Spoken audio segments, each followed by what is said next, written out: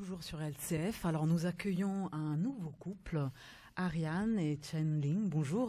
Bonjour. Bonjour. Alors, vous, ça fait plus de temps que... Modèle de longévité. Oui, absolument, c'est ce que j'allais dire. Comment vous êtes rencontrés? Ça fait 29 ans, c'est ça que vous êtes ensemble? Oui, ça fait 30 ans qu'on se connaît, même un peu plus, je pense. C'était en Chine, en France? Oui, la première fois qu'on s'est vus, c'était en Chine, à Pékin. Moi, je faisais un stage de langue à l'Institut des langues et Chang, il était élève dans une école d'ingénieur. Il rentrait chez lui pour les vacances et il était accompagné de 2 étudiants français qui prenaient des cours de chinois avec lui dans son école d'ingénieur parce qu'il avait monté des cours de chinois. Voilà, donc il venait accompagner ses... D'accord, et c'était le coup de foudre? Pour moi, oui, c'était le coup de foudre. Oui. Et pour vous, Chen? Pour moi, c'est après donc ce voyage à Pékin.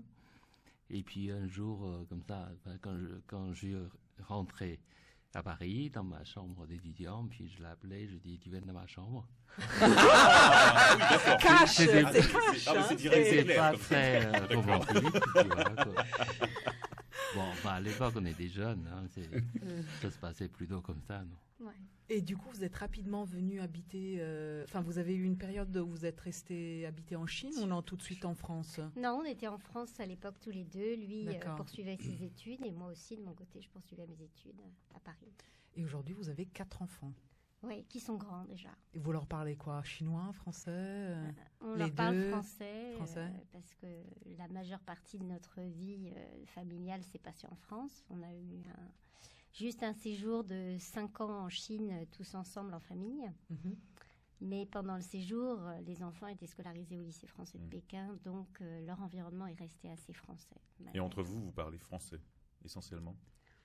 Maintenant, moitié français, moitié chinois. Ouais. Parce qu'Ariane, vous enseignez le chinois à la Sorbonne, c'est ça? Oui, tout à fait. Ouais. Donc vous auriez aucun souci à que la langue dans la famille soit le chinois, ou vous sentez quand même que c'est plus facile en français? Je pense que la langue maternelle, c'est toujours ce qui revient quand on est, par exemple, avec des enfants en bas âge, en situation d'urgence, où les mots qui viennent en premier sont les mots de notre langue maternelle, même si j'aurais pu faire l'effort de parler en chinois. Le premier enfant, je faisais l'effort de lui parler en chinois. Mais bon, notre situation est telle que Chang était souvent en déplacement professionnel à l'étranger, en Chine en particulier d'ailleurs. Donc, il était très peu à la maison. Donc j'étais seule avec les enfants souvent et la langue qui dominait était forcément le français naturellement. Et puis souvent on dit que c'est Bien important sûr, que c'est de la... ma faute aussi. Je parle pas chinois. Non, mais c'est important que la mère parle sa langue maternelle avec les Oui. enfants. Moi, c'est ce que j'ai entendu dire. Ça me semble plus cohérent Oui, quand même c'est- pour les enfants. Ouais, ouais. Et alors, la belle famille, parce que Emmanuel tout à l'heure nous disait que ça fait 10 mois qu'il a sa belle-mère à la maison et Il n'y a pas de problème. et qu'il n'y a pas de souci. Ok. Vous, comment ça se passe, le côté belle famille? Bon, déjà, ma belle famille, elle est beaucoup plus présente que la mienne, Oui. parce qu'on habite en France déjà. Bon, je constate quand même, ma belle famille, enfin, si j'avais une belle famille chinoise, elle sera quand même, malgré la distance et tout ça, plus présente dans ma propre vie, quoi. Là, on a une distance respectable en psychologie et en physique avec ma belle famille, quoi. Ça vous qui manque? est assez proche, hein, en même temps. Donc, vous aimeriez quand même que ça soit plus présent quelque part, s'ils étaient géographiquement plus proches? Non, mais en fait, surtout, je trouve que ma propre famille n'est pas suffisamment présente au sein de notre petite famille. Mhm. Pourquoi? Parce que vous êtes avec une Française? Oui, déjà, bon, c'est pas aussi facile. Hein. D'accord. Donc, le fait d'être dans une famille chinoise, vous avez, parce que nous, les hommes chinois, on a du mal à apprivoiser une femme non chinoise. Ça veut dire Alors, quoi? contrairement Pourquoi? Oui. à des Chinoises qui forment bien les Français au goût chinois. Alors, la famille chinoise considère toujours Ariane comme quelqu'un qui est pas très chinois, quoi, malgré le fait qu'elle connaît parfaitement Mais qu'est-ce qui est la différent langue, chez la femme chinoise, chez la femme française, pardon? Enfin, la différence.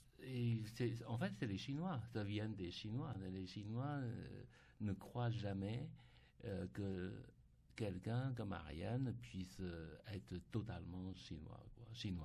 Donc finalement, l'homme étranger est plus accepté au sein d'une famille chinoise que la femme étrangère. C'est plus facile. C'est plus facile. C'est plus facile. C'était pas facile. Ah, ça n'a pas été facile. C'était pas facile non plus. Hein. Non plus. Non, parce que dans la tradition quand même chinoise, alors en plus moi je suis réalisateur, donc c'est le cliché. Il y a des clichés négatifs. Étranger, réalisateur. Qui voit plein de filles sur les tournages. Voilà, c'est vraiment ça. Tout pour ma famille. Croissant Lobo, comme ils disent. Oui. Il n'y a rien de bon dedans, quoi. Voilà, il n'y a rien de bon dedans. Ah oui, carrément. Oui, c'est que des ennuis. Les Français, vous avez une réputation de... Lover. Oh, pardon. De lover, ouais, c'est ça. Ah. Et réalisateur français. Donc là, j'ai double peine. Divorcé 2 fois. Ma mère, elle dit, t'as pété un plomb ou quoi? Mais le chinois, c'est pas un lover? Comment il draguerait le chinois? Non, c'est-à-dire que le chinois est plus discret, peut-être. On va aller parler Chen. Bah oui. Tu viens dans ma chambre. Ah oui, alors c'est pas plus discret. Ah oui, c'est la méthode c'est la méthode chinoise. Oui. Non, c'est vrai, je trouve que vous voyez, par exemple, Ariane me reproche tout le temps que j'oublie son anniversaire, j'oublie la date de notre mariage, enfin, tout. Pour une femme, c'est important, ces dates. Ouais. C'est vrai, la dernière fois, je lui ai offert des fleurs, je ne sais même plus quand. Ah là là. Mais du coup, c'est une surprise si c'est pas la bonne date. Demain, c'est la Saint-Valentin. Demain, je vais le faire. Et oui, donc c'est pour un homme chinois. Donc tous ces aspects un peu, comment dire, le romantisme, on n'est pas très fort là-dessus. Mais au début, c'était comme ça aussi, ou c'est le temps qui fait que... Mais au début, je pensais que, parce que j'étais jeune, je ne savais pas. Mais je ne me suis pas vraiment amélioré avec le temps. Je fais mon autocritique en radio, donc voilà. Mais c'est un peu le défaut d'un homme chinois. Et c'est pas très galant, donc. Pas très galant. C'est peut-être pour ça que finalement, au bout de compte, toutes les femmes françaises ont fini par abandonner leur mari chinois. Mais Ariane, pas encore. Ariane, pas encore. Je suis pas d'accord, les hommes chinois sont pas galants. C'est un prof de chinois. Non, mais en fait, si vous regardez bien, il y a quand même très peu de couples franco-chinois et dont le mari est chinois. C'est vrai, il y en a moins. Si vous n'êtes pas d'accord sur le fait que l'homme chinois n'est pas galant, vous avez dit non, c'est pas vrai. Parce que c'est une autre manière. D'accord, c'est une autre forme de galanterie, c'est-à-dire un homme chinois, il est beaucoup plus dédié. Comment on dit, c'est ça? Dédié. C'est-à-dire, le moment, il a vraiment épousé cette femme, il donne tout. D'accord. C'est une autre manière d'aimer. Il va peut-être oublier son anniversaire, mais il va tout partager avec sa femme. Après, moi j'ai un juif, ça m'a sauvé la vie, mais c'est vrai qu'avec un franco-chinois, un franco-français, je ne suis pas sûre que ça marchera. Non, parce qu'il y a une vraie différence quand même culturelle qui est là. C'est-à-dire, la société française, c'est basé sur l'individualiste. Vous allez au cinéma tout seul, vous aimez bien être indépendant.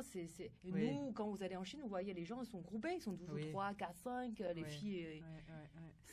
C'est rien à voir, mais c'est culturel. Et Ariane, cette différence de culture, ça vous a dérangé au début, ce manque de romantisme? Non, ça vous dérange suis habituée. C'est vrai. Je me suis habituée.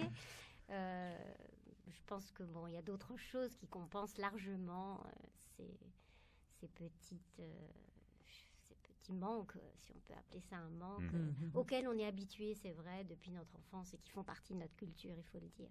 C'est vrai. Moi, il y a un sujet quand même qui est assez tabou, assez cliché dans les couples franco-chinois, c'est l'argent.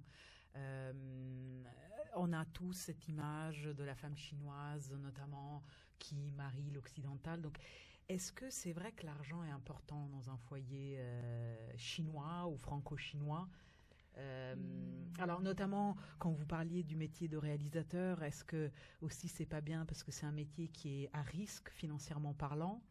Oui, bien sûr. Oui. Alors c'était c'est plutôt pour l'ancienne génération. Et puis honnêtement, le fameux cliché de l'homme étranger et l'argent, enfin, aujourd'hui, ça n'a vraiment plus lieu d'être. C'est-à-dire, on est tellement pauvre par rapport aux Chinois. On a vu, ça a changé. Nous avons vu tellement, depuis fin 2008, c'est ça. Ouais. Et on a vu un vrai Comme ça. changement. Parce qu'on voyait à Shanghai, dans des restaurants, des bars un peu chics, on voyait beaucoup des jolies filles avant, ils sont intéressés par les étrangers de Laowai. Aujourd'hui, ils ont compris, les Laowai, ils n'ont pas d'argent, c'est les Chinois. La mode est passée, ils sont plus à la mode maintenant. C'est flagrant d'ailleurs, vous allez à Pékin, vous allez à Shanghai, vous allez dans toutes les grandes villes, les très beaux restaurants, vous avez une population chinoise majoritaire, et nous, on mange dans les boui-boui. Non, mais en fait, ce que je voulais aborder, c'est aussi cette thématique où, en Chine, quand on se marie, on parle beaucoup de contrat, mais la passion, soi-disant, c'est pas avec le mariage. Enfin, j'ai entendu dire ça. Alors, est-ce que ça fait partie encore des clichés qu'on perçoit côté occidental? Contrat au sens c'est un contrat au sens financier. Voilà, au sens financier. Donc, Moi, la fille chinoise va quand même essayer de trouver une forme de sécurité dans cette liaison, plus qu'une Française, par exemple, qui serait, je sais pas, je pense quand peut-être même, plus libre, Après, plus il y a peut-être indépendante. une différence entre les villes et les campagnes. Oui, aussi, certainement. culturelles. Peut-être qu'à Shanghai, c'est plus du tout ça. Après, vous savez, il y a aussi... moi, je serais pour défendre aussi tous ces principes de pragmatisme, parfois, parce que nous, on vit dans une société où on a été un peu gâtés pourris, on a des filets de sécurité partout. Pour nos parents, quand on est malade, il y a des personnes là-bas qui n'ont pas de sécurité. Et quand vous n'avez que peu d'armes pour survivre, ben, la sécurité avec un homme qui a de l'argent, c'est le seul choix, on va dire, raisonnable. Moi, si demain je perds mon emploi, ben, il y a des systèmes Je sais que ma mère, elle pourra aller en maison de retraite. Je sais que quand on voit surtout depuis l'enfant unique, la pression qu'ont les enfants pour s'occuper de leurs parents, pour qu'ils aient une fin de vie correcte, ben ce sont des choix qu'on peut pas critiquer.